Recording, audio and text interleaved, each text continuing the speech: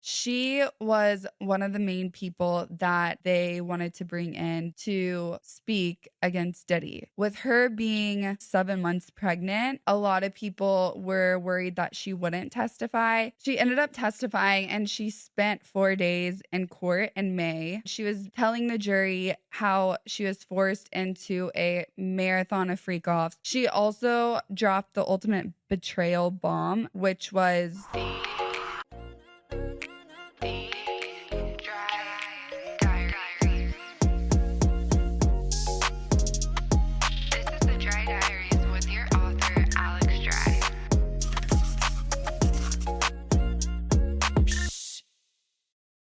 Hey guys, what's up? It's your author, Alex Dry, and I am back with another entry of the Dry Diaries. Today, I am doing a solo episode. I feel like I've only done a few solo episodes since I've launched the Dry Diaries.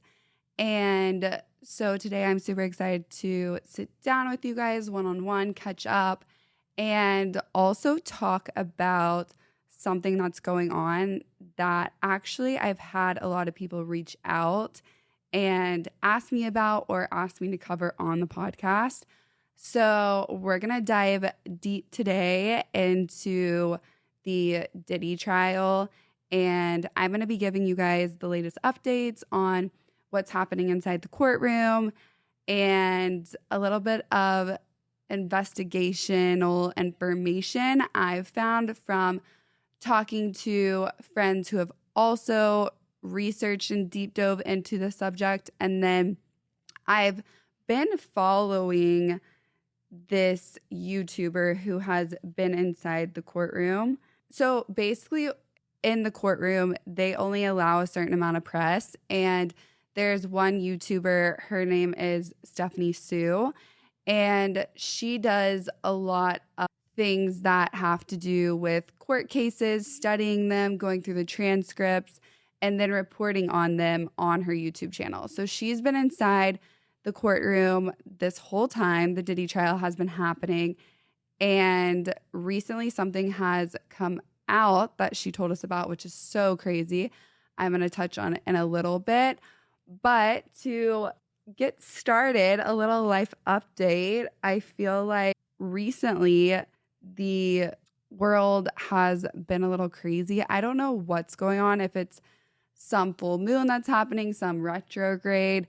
For me personally, I just feel like my emotions have been all over the place, as in just trying to reorganize and get my shit together. So I have been cleaning out my closet, purging, getting rid of things that I no longer need or no longer serve me. If you guys don't know, I was living in LA. I had my stuff in storage for the past year or so. And I actually did that because I had always wanted to travel and experience different places. And so it just made sense, since I was going to be gone for 7 months out of last year, to put my stuff in storage. And so I finally got it out of storage from LA and it arrives soon. Shout out to Roadway Movers. Literally, honestly, every time I move, they always help me, and they actually come in, pack up your stuff. You don't have to literally raise a single finger. They pack it up, bring it to wherever you're moving, and then they also will unpack everything for you as well. I've never had a bad experience. Every time I've used them, my stuff has come back to me in pristine condition.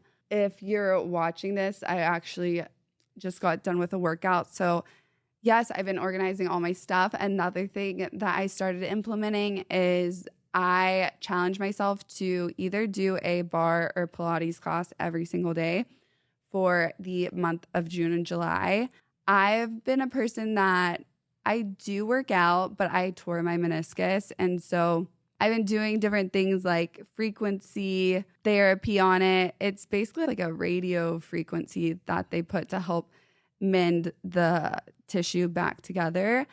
But I've never been a girl that does high intensity workouts. I did love to run, now I'm challenging myself to get back into Pure Barre and Pilates. Honestly, it's been really challenging for my knee, but it's been the best thing. Even in the past week and a half, I can see a difference in, the toning and tightening. And I love that they have the express workouts because they're 30, 40 minutes long. And my ADD just can't handle a 60, 70-minute class. So been loving that. And along with that is just me trying to get my shit together. So getting my stuff out of storage, organizing everything I have right now, purging, and also organizing my car. I saw that Kris Jenner, she was like, if your car is organized, that is a sign that you will be a successful businesswoman, which I guess 2 and 2 go together in the sense of staying organized, but whatever. I am going to Florida for July 4th, which I'm really excited about because my best friend Alana, she is actually moving back to Australia. It's one of her last trips before she leaves. She's just such a good time. I freaking love Australians. And my other best friend Rachel is coming. She's Canadian. I don't know what it is about, honestly, just the culture outside of the US. I have so many friends that I feel like aren't from the US, and those are the closest ones to me. But shout out to Rachel and Alana. I freaking love them. They're just the type of friends that you have around that are just so raw and authentic. The best thing that I love about both of them is they are your biggest hype woman. Whenever they're giving compliments, they genuinely mean it. They're giving it to you because that's literally what they feel, which I have definitely grown a lot in the friends I'm choosing, people I surround myself with. It's just been so refreshing and amazing to have found 2 great friends that are so supportive. I mean, as far as friends go, I want to do another podcast about this, but if you guys have experienced this, I feel like as I've gotten older, I used to be a quantity over quality person when it came to friendships. It wasn't because I was intentionally doing it. I don't even think I realized it, but over time, especially in this last year or 2, I've been really focusing on investing in the quality friendships that I do have and putting more time and effort into those because honestly, how deep can you really get with 30 best friends? I would rather have 5 or 6 that I'm talking to on a weekly, daily, whatever it is basis and putting all my effort towards them than having a massive friend group of people that you only touch base with here and there, going out on weekends. I guess that's just a sign of growing up. I'm in my early 30s. 32, so that might just come with age, I guess. But it's going to be so much fun. We're going to do a little get together at a beach house in Rosemary Beach. If you guys haven't been to Rosemary Beach, I kind of explain it as, I don't even know. I love it, but it's very Stepford Wives, but it is so much fun. So that's kind of where I'm at right now in my life. I have decided that I am going to be moving to Austin. I'm very excited for this move. A lot of people that I've told are like, are you not scared? You're moving to a place by yourself. You literally know no one. Does that not worry you? And I don't know. I think maybe because I also moved to LA and I didn't really know anybody, that it doesn't per se scare me. I also have such peace about moving, which is a really good sign. And I do know a few people there. I'm lucky because one of my best guy friends actually moved there and he really does love it. And so I'm sure I can meet people through him. The great thing about whenever you move to a new place, you are able to start fresh and meet new people, make new friends, form new relationships.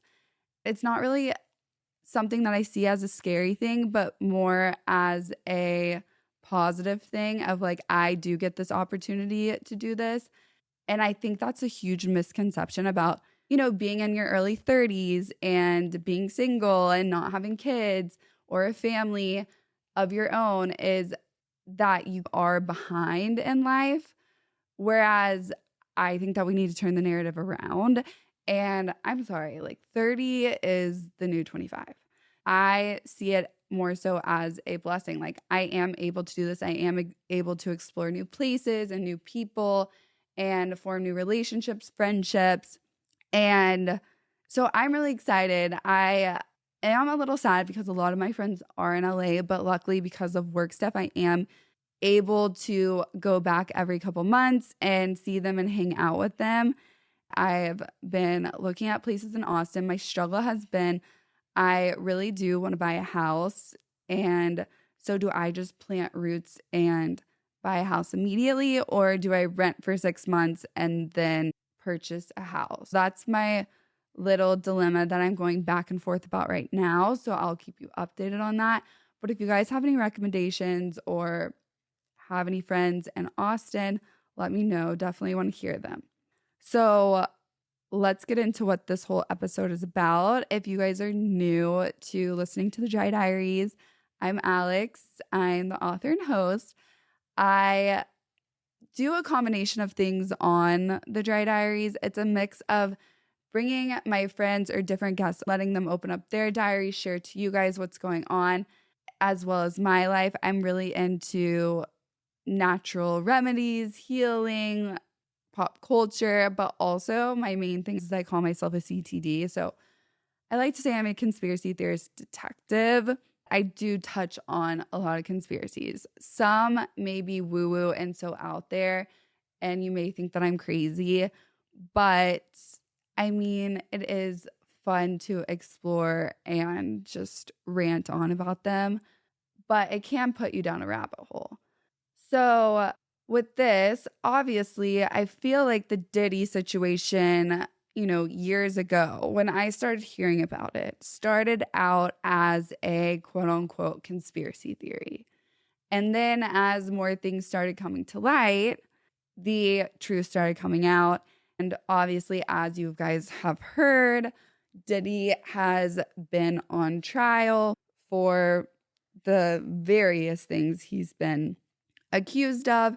And a lot of people have come out over the time awaiting his trial to release different information, such as his bodyguards, Jagger Wright, people who have participated in these crazy parties, quote unquote freak offs, and also Cassie. So, Cassie, for those who may not be familiar, if you are a millennial baby, then you'll understand she came out with the song Me and You. I feel like it was everybody's ringtone for a small amount of time, whether you had like a razor or a sliver, whatever it was. And so, yeah, she was the artist of that song. She was also Diddy's ex-girlfriend of, I believe it was like 12 or 14 years. So she started out signing under his label, and then later, I mean, it wasn't shortly after, she started forming a connection with Diddy, and they started getting into relationships. And through this relationship was a lot of manipulation, and the manipulation included coercing her almost into these different freak offs, or I guess like it wouldn't be a threesome because he was watching, but she would have to hook up with these random people that he brought in, and they would do crazy things. Honestly, I hate even saying what they did, but for example, like peeing on her and doing many different various things. How it really came to light with the Cassie situation, I feel, is there was a hotel video released of Cassie and Diddy in the hallway of a hotel. And this video included or showed Cassie running out of the hotel room with a bag and Diddy chasing after and honestly beating the shit out of her. And later it came out that Diddy's people actually went to the hotel management and paid them off to hide this video. But later on, the manager, I guess he made a copy of it and it was leaked or released. This was years later, though, that it was released. Basically, the backstory to this whole video is that Cassie was participating in some sort of freak off in the hotel room, as Diddy usually had her do. And something went awry. She said that Diddy's eyes looked way different. They almost turned black, and she had never seen him this way. And she got really scared and ran out of the room. And he basically chased her and beat her. So she was one of the main people that they wanted to bring in to put on trial to speak against Diddy. With her being, I believe she's 7 months pregnant, a lot of people were worried that she wouldn't testify. She ended up testifying, and she spent 4 days in court in May. And she was telling the jury how she was forced into a marathon of freak-offs, which is so crazy because her being so pregnant, first off, sitting there for 4 days, one, under pressure, having to look somebody in the eye that you've had to face so much trauma with for 4 days straight. And then also on the side is her husband now, baby daddy, Alex. That's just a lot to have to endure as someone that is so pregnant and about to pop. So I honestly couldn't even imagine doing that. But she did tell the jury she was forced into a marathon of freak-offs, drug-fueled sex parties where she was filmed against her will, even while she was on her period. She described feeling like it was her second job, which is crazy because that alone just explains how many times she had to go and participate in these different and various things. She also dropped the ultimate betrayal bomb, which was the hotel hallway video in 2016 where Diddy did punch her in the face. And the reason why it didn't come out until this last year is because Diddy did pay off the management $100K to erase that video, the hotel video I was just talking about.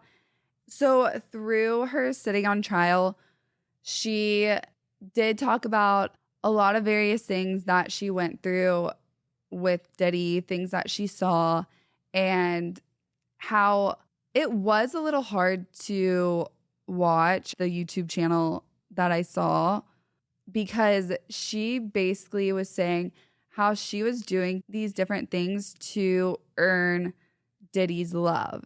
And she really did love and wanted to earn his trust. She concluded her intense 4-day testimony in mid-May. Her attorney read out a statement from her husband, Alex Fine.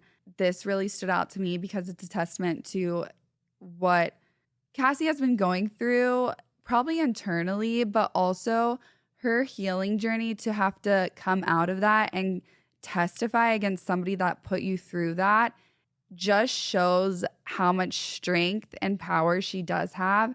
And it was hands down the coolest thing to see her husband in the courtroom. One, because that is probably an insane experience to have, being subjected to Diddy, who did these horrible things to his now wife, and then also watching his wife internalize and go through the trauma that she's had to face to get to the point to sit in front of her almost abuser, I guess you could say, and stand up to him and show that vulnerability. And also that's a lot to expose of herself, of what she has had to do and been put through. So the attorney did read out a statement from Alex Fine, Cassie's now husband. And honestly, any men that are listening, if more men were like this in this society, then the world would just be a better place. And it shows what a stand-up guy he is. So he made it clear that Diddy did not break her spirit nor her smile that lights up every room. She saved herself. I have felt tremendous pride and overwhelming love for Cass. I have felt profound anger that she has been subjected to sitting in front of a person who tried to break her. You did not break the woman who has made me a better man. I did not save Cassie. Cassie saved Cassie. Literally, mic drop. He said they were surrounded by love, laughter, and our family asking the public for privacy as they prepared to welcome their third child.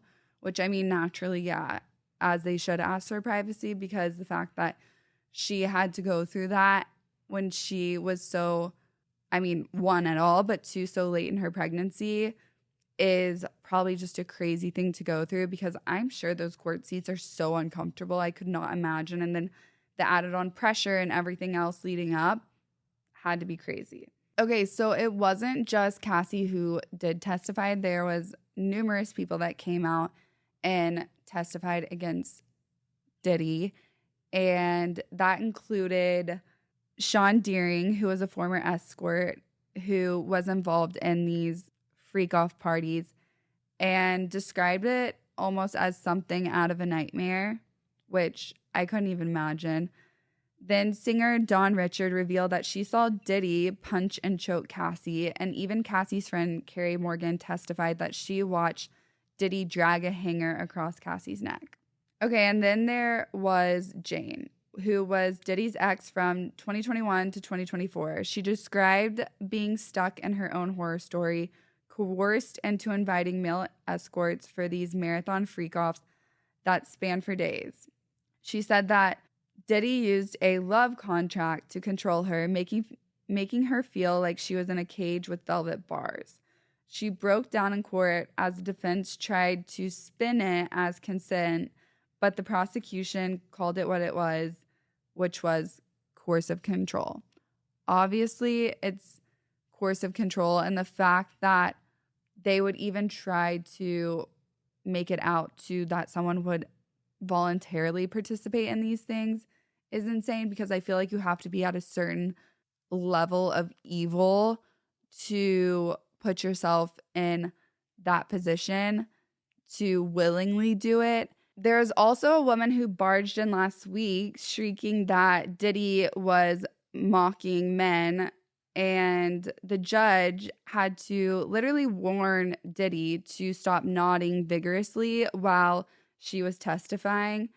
And there has been a lot of things that have come out that Diddy has shown things through his face, or he's been either very stone cold, or I would say precise almost about how he has held his demeanor in the courtroom. And there has been, as of recently, some supporters that have come in, and he has shown love to them, as they have mentioned. There was a point in time in the courtroom where his twins, he has 2 girl twins, they did stand up and leave the courtroom while Cassie was testifying. So all that to be said, Diddy's team is scrambling. They're claiming prosecutorial misconduct, destroyed fingerprints, and a mysterious balcony incident.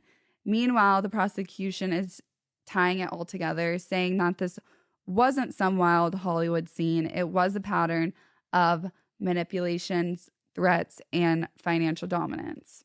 Cassie and Jane's stories are at the front and center, and prosecutors are set to respond to the mistrial motions, and we should be expecting a verdict by early July. In the meantime, like I said before, there has been set aside 1 or 2 almost pews for press to be in the courtroom. So 2 of the people that are covering press in the courtroom are Stephanie Sue and Sunny, which are both well-known media figures. Stephanie Sue has a YouTube where she does cover different court cases and goes through all the documentation, where Sunny has been a host on The View and does media report. So they have been reporting on the trial, and it's so crazy because as I was watching it, it's come out, actually both of them at two separate times have made this claim. As of recently, the one I saw was Stephanie's. So she said that, as I was saying before, Diddy has kind of held his composure in the courtroom. There has been a few times where he has exposed himself, either staring down the person on the stand very intensely or nodding vigorously, where the judge had to almost tell him to stop. But there was one instance where when he was walking into the courtroom, Stephanie described it as he would almost scan the room left to right, but he never really would look over to the press and give direct eye contact. So within the last week or two, Stephanie said that Sean did look over into the direction of the press, and she had somebody that she brought along with her to report. So she was able to get two different views and not just her own to validate what she saw or what she heard. And both her and the person that she brought along both noticed this and both had written down the same things, because obviously in the courtroom you can't talk too much or too loud. And so it was really interesting because they had both noticed the same things. So when Diddy walked into the courtroom, he looked directly at both of them and seemed to mouth, "I know you," which was a really chilling moment that added a little bit of a tense atmosphere to the courtroom. Obviously, Stephanie, live from the gallery, said it felt like almost a personal message, though it might have been aimed at the entire press section. Sunny, the co-host of The View and former federal prosecutor, shared that Combs stared straight at her and mouthed something very similar, later describing the trial as complex and heavy with questions about consent and control. Either way, both women emphasized that regardless of whether Diddy's words were meant just for them or the whole press corps, it was a very stark reminder of the power dynamics that are playing out not just in the courtroom, but in the culture around this case. And as you know, this whole trial has been about Diddy having such control over the people that he has surrounded himself with or have surrounded him. And do I think that Diddy is the ringleader of all this? Yes. Do I think that there was other people that were just as dominant and had as much power around him during these things? Of course. One of them, in my personal opinion, being Jay-Z, which is really crazy because, nothing has come out. And the one time that somebody did come out and say something, Jay-Z's clapback was very quick and he quickly denied any of the allegations. Besides that, he's been radio silent. So it is interesting to see. A lot of people did say that, Justin Bieber was coerced into doing some of these things as well. Justin's people did come out and say that in no way did he have any ties in the allegations that are against Diddy. So will we ever know? Probably not. In my personal opinion, I think that it is a little strange that people that were quote unquote at the freak house have come out and said that Justin did unwillingly have to participate in these things. But I mean, either way, I do love Justin and Haley and I have such love for them. I feel like people should just almost leave them alone and let them live their lives. But it is what it is. Another crazy thing is 50 Cent is producing a docuseries around the whole scandal. And I have heard that the two people in the industry who absolutely would not participate or even surround themselves at these parties, the white parties with Diddy or any of his people, were 50 Cent and Eminem. And it was rumored that people were saying that, oh, Trump's going to pardon Diddy from this. And Absolutely not. I don't think he is. And what I've heard is that if he did try to pardon Diddy, that 50 Cent had a lot to say about that subject. So I think it's nice to, I mean, obviously there's a lot of evil going on in this industry, but number one, it's all coming to light. And number two, it is safe to say that, there is people that are involved in the music industry as well, like 50 Cent, like Eminem, who have supposedly had no part in wanting to be a part of all of this evil shenanigans. So yeah, that's pretty much my little Diddy update of what has happened. It's a little short cliff note version of the trial that's been going on. Obviously, they aren't allowed cameras in the courtroom, and so we're getting this all secondhand through the press. Like I said, if you do want something more in depth, I would say go to Stephanie Sue's YouTube channel.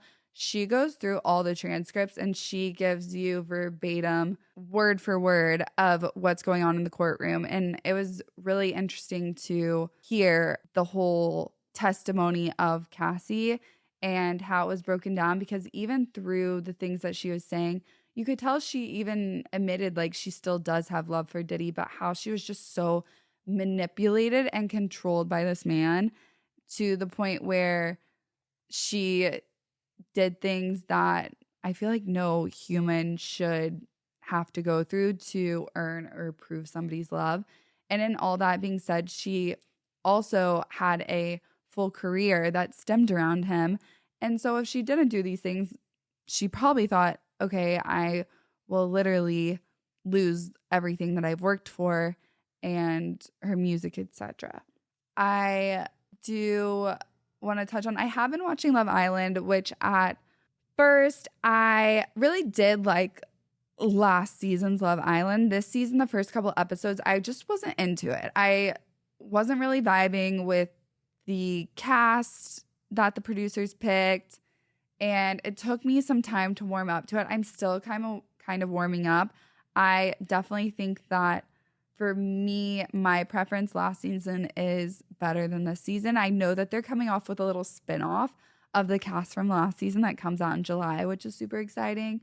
But this season, I don't know. There's just so many mixed reviews and things that are coming out. But I am really loving Alondra and Shelly. I think that they're great additions. And I do love the new bombshell, Hannah. I think that she's really cute.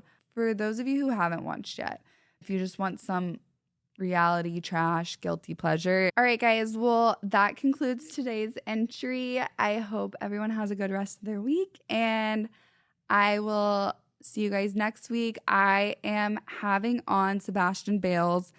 If you guys haven't heard of him, he used to be very big on social media such as YouTube and TikTok. He's known for doing pranks and stuff. Honestly, he was known as being like the orange guy.